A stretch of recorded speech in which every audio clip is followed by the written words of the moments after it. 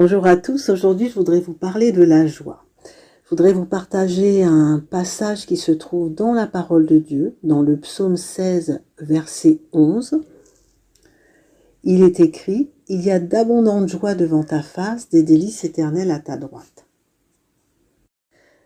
C'est un passage qui m'a toujours fait beaucoup de bien. Je m'imagine dans cette joie, cette allégresse, cette abondance de joie en présence du Seigneur. Et en fait, la joie, c'est l'état normal de l'enfant de Dieu. Et c'est vrai que devant la nature de Dieu, par exemple un coucher de soleil, on est dans la joie par tant de beauté. C'est vrai que ça rend joyeux de voir ce que Dieu a créé, c'est tellement beau. Même ici, sur l'île de la Réunion, on voit que vraiment le Seigneur est beau, le Seigneur est grand, le Seigneur est majestueux par sa végétation, par ses fleurs, par ses oiseaux endémiques, par ses magnifiques arbres, ses palmiers.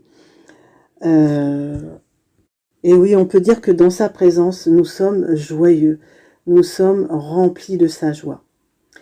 Il parle aussi de délices. Et un délice, c'est quelque chose de... C'est un plaisir vif, c'est délicat et c'est quelque chose de bon. On peut penser aussi que les délices éternelles à sa droite sont des mets succulents, comme la parole de Dieu, c'est une nourriture pour notre âme. Et on est assis à sa droite, en fait, des délices éternelles à sa droite. Et dans Éphésiens 2, 6, il est écrit que nous sommes assis dans les lieux célestes avec le Seigneur. Et ça, c'est une réalité spirituelle. Alors, on peut prendre aussi de la hauteur par rapport à toutes nos difficultés terrestres, nos problèmes terrestres. Et on peut comparer ça aussi avec l'avion quand il est dans les nuages, dans les airs. La terre devient complètement insignifiante, on voit quasiment plus rien.